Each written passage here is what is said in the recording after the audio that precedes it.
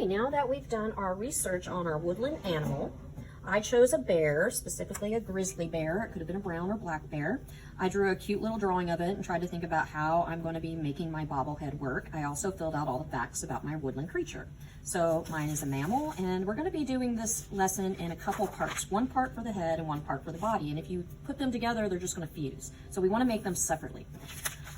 Some schools got 3 packs, some schools may have gotten 2 packs. We're going to use up all of that model magic, and if we have some left over, we can always add some things to a diorama when we're finished, like maybe some of the animals, other little animals that live in there, or something from the background. So on the last day, if we have time, we're going to do a triorama or a diorama. Okay, so the way I open my clay is I cut off the 2 sides, I snip up the edge, and then I open it up. It comes out a lot easier that way.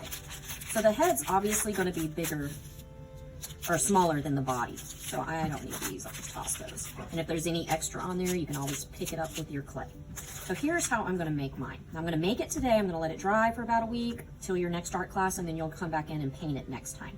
So I got my 2 pieces of clay, one's gonna be for the body, one's gonna be for the head, so I'm gonna need a little bit smaller piece for the head. I'm gonna trim off, and I'm gonna use this for all my extras. Like I might need arms or eyes or ears. You can also pinch things out of the original piece. So for the body, I'm going to start kind of squishing it up. That's going to activate your clay. If you kind of knead into the clay, which is pinching and folding, with real clay, that helps you since we're using man-made clay. This kind of activates it and makes it a little bit stickier and easier to work with as well. Okay, so I'm going to kind of roll a ball by going around, things we've learned before. I'm going to go back and forth a little bit, almost like it's a little potato shape or cylinder.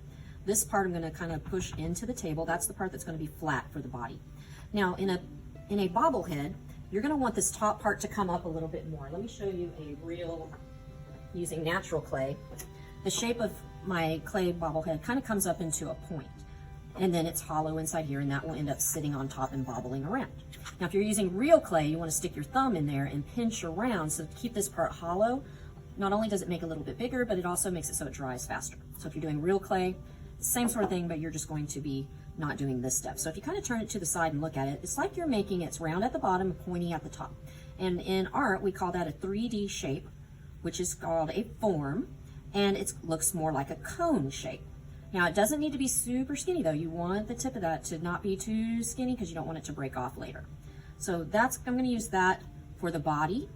Now, if you do want this part bigger, you could put your thumb in there and pinch around, and then that body will end up a little bit larger. So let me show you what I mean. I'm going to carefully put my thumb in there and then pinch around,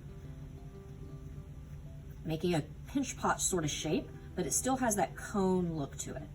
That's going to just make it a little bit bigger. Okay, so I still have that cone shape at the top.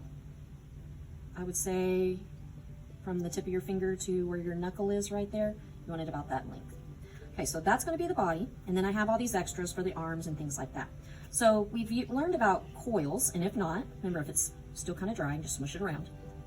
I'm going to roll a coil, and you have an option. You can have the legs sticking out. I like to kind of wrap them from the back and kind of press it on there. Now, if your clay is a little bit dry, you can always add a tiny bit of water between the 2 pieces, and then you have something to help it stick some more. Also, if it falls off after drying, you can always use some liquid glue.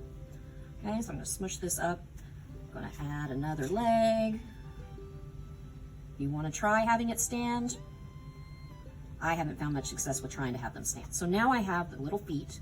I can use different tools like a straw to kind of push in little paw pads. I can use my pencil to kind of press in. It's very hard to draw on the outside of these. But once it's dry, you could go back with your Sharpie that you got for art. Maybe I'll make 2 little paws at the top. If I wanted to make the circle for the little belly, I could just kind of press in with a clay tool. Anything that you have in your house can be a clay tool. A spoon, a knife. When you use a knife, I would use a butter knife if you're going to press in with something like that. Maybe the edge of my scissors. Because your scissors, you can use that to even cut the clay. So I'm going to kind of press in where the little paws are. Maybe kind of push some circles in the bottom. I'm just using my scissors for the little paws, little paw pads. Okay, that looks great. Okay, now once I'm done with the body, oh, and I didn't save clay for the little tail, so I can always pinch that piece out. If it's something tiny, it's better to pinch than attach. Okay, so I can pinch that right out of the side. Now I'm ready for the head. I'm going to save some extras for the ears, the nose, the mouth, unless you're drawing that on once it's done. Still kind of dry, so I'm going to smush it or knead the clay, folding it Pressing gets rid of air bubbles when you're doing real clay, natural clay that comes from the earth. That's a natural resource, and this is more of a man-made clay. So I'm going to start with a sphere. Got that three-dimensional form, 3D shape. Okay, I got a ball. I like to roll it in my hand. I put it in one palm and just kind of go around in a circle. Okay, now I'm ready to do my pinch pot, because this isn't just going to sit up on the top. Now, if I let these two things touch, just know they're going to stick together. Instead of pulling, use your scissors to snip if you do that. So I'm going to start with the inside to make this the larger pinch pot. Kind of compare it, make sure it looks okay. I put my thumb inside and I'm pinching around the outside. If you push really hard, you're going to see lines. I'm going to kind of tap it on the table. Make sure that that's big enough for that cone part to go inside. And I'm not adding anything too high because it'll block the head of my pinch pot. Now if I put it on there, I just make sure it doesn't touch. That looks good. Okay, now I got some extra pieces. I'm going to make the snout, the eyes, the ears. So if I roll a small sphere and smush it a little, you still want to keep it thick. And then I'm just going to flatten one side. So I have kind of like that little D shape. And then I put it on there. Now remember, if it's not sticking or it falls off, add a tiny bit of water. Don't add too much, it'll ruin your clay. Now roll the sphere, smush a little bit. Got a little flat cylinder shape. Press right here. So all those 3D shapes you've learned about in art, you're using whenever you're creating your woodland animal. Kind of looks like a frog. So let me add a little bit of inside to the ears. So I'm just rolling a tiny one, sticking it on, and if it's not working for you, smush it up, wedge that clay, and it'll kind of reactivate that clay. Okay, if anything falls off, remember you can always use liquid glue after it's dry. Okay, so now I've got some ears. For the eyes, I can either press in, or I can make them and add them on there. Now I'm going to make a little snout. So I'm going to roll 2 little spheres. And for my snout, now remember, if you're doing something else, if you're doing a beak, you would want to know how to make that cone shape that we started with. If you're doing feathers, you might take the side of a fork or a knife or a straw, not a sharp knife, a butter knife. Make a nose on here, roll a little ball, stick it right on.